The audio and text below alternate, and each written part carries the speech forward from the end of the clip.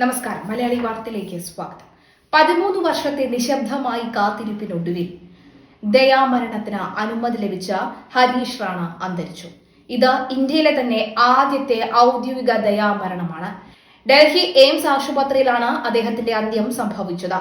വേദനരഹിതമായ മരണം ഉറപ്പാക്കുന്നതിനായി ഹരീഷിന് നൽകി വന്ന ഭക്ഷണം ട്യൂബ് മാറ്റിയെന്ന് ആശുപത്രി അധികൃതർ നേരത്തെ അറിയിച്ചിരുന്നു. മാതാപിതാക്കളുടെ അപേക്ഷ പരിഗണിച്ചായിരുന്നു 13 വർഷം മൃതപ്രാണനാക്കി കട്ടിലിൽ കിടന്ന 31കാരൻ സുപ്രീം കോടതി ദയാവധം അനുവദിച്ചത്.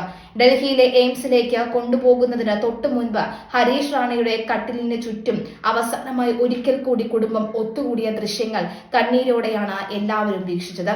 ഹരീഷിനടുത്തായി നിറകണ്ണുകളോടെ അവന്റെ അമ്മ ഇരുന്നു. സിസ്റ്റർ ഹരീഷ് കെ നെറ്റിയിൽ തിലകം ചാർത്തി. എല്ലാവരോടും ക്ഷമിക്കൂ, ഇപ്പോൾ പോകാൻ സമയമായി, ഹരീഷിന്റെ തലയിൽ തലോടിക്കൊണ്ട് അവർ പറഞ്ഞു. ഹരീഷ് റാണയോടൊപ്പം കുടുംബം അവസാന നിമിഷങ്ങൾ ചെലവഴിക്കുന്ന 22 സെക്കൻഡ് മാത്രം ദൈർഘ്യമുള്ള ഹൃദയഭേദകമായ വീഡിയോ നേരത്തെ തന്നെ പുറത്തു വന്നിരുന്നു. ശേഷം ഹരീഷിന്റെ ജീവൻ നിലനിർത്തിയിരുന്ന ലൈഫ് സപ്പോർട്ട് ഉപകരണങ്ങൾ മാറ്റിയതോടുകൂടിയാണ് ഹരീഷ് യാത്രയായത്.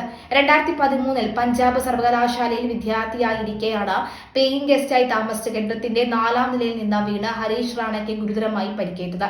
അന്നു മുതൽ ജീവൻ രക്ഷാ ഉപകരണങ്ങളുടെ സഹായത്തോടെയായിരുന്നു റാണയുടെ ജീവിതം. കൃത്രിമ ശ്വാസത്തിനായി ട്രാക്കിയോസ്റ്റമി ട്യൂബും ഭക്ഷണത്തിനായി ഗ്യാസ്ട്രോജെജിനോസ്റ്റമി ട്യൂബും ഘടിപ്പിച്ച പൂർണ്ണമായും കിടപ്പിലായ അവസ്ഥയിലായിരുന്നു ഹരീഷ്.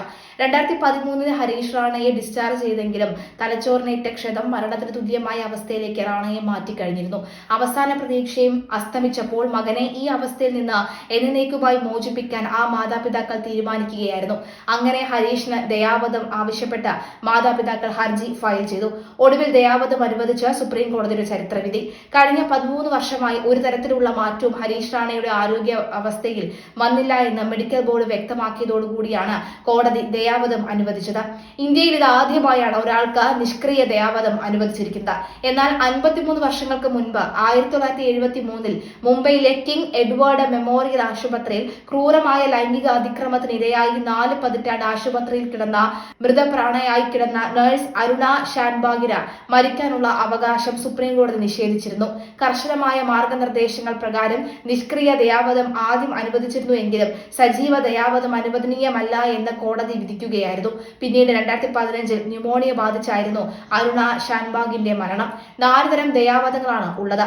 രോഗിയുടെ വ്യക്തമായ സമ്മതത്തോടെയുള്ള സ്വമേധയായുള്ള ദയാവധം, രോഗി കോമയിലാണെങ്കിൽ രോഗിയുടെ ബന്ധുക്കളുടെയും മെഡിക്കൽ ബോർഡിന്റെയും സമ്മതത്തോടെയുള്ള സ്വമേധയാ അല്ലാത്ത ദയാവധം, ഡോക്ടറുടെ മേൽനോട്ടത്തിൽ മരുന്ന് ഇഞ്ചക്ഷനും നേരിട്ട് ഉപയോഗിച്ചുള്ള സജീവ ദയാവധം, ജീവൻ രക്ഷാ ഉപകരണങ്ങൾ സപ്പോർട്ട് മാറ്റിയുള്ള ദയാവധം, മരുന്ന് തുടങ്ങി ക്രമേണ പിൻവലിച്ചുകൊണ്ടുള്ള നിഷ്ക്രിയ ദയാവധം എന്നിവയാണവ.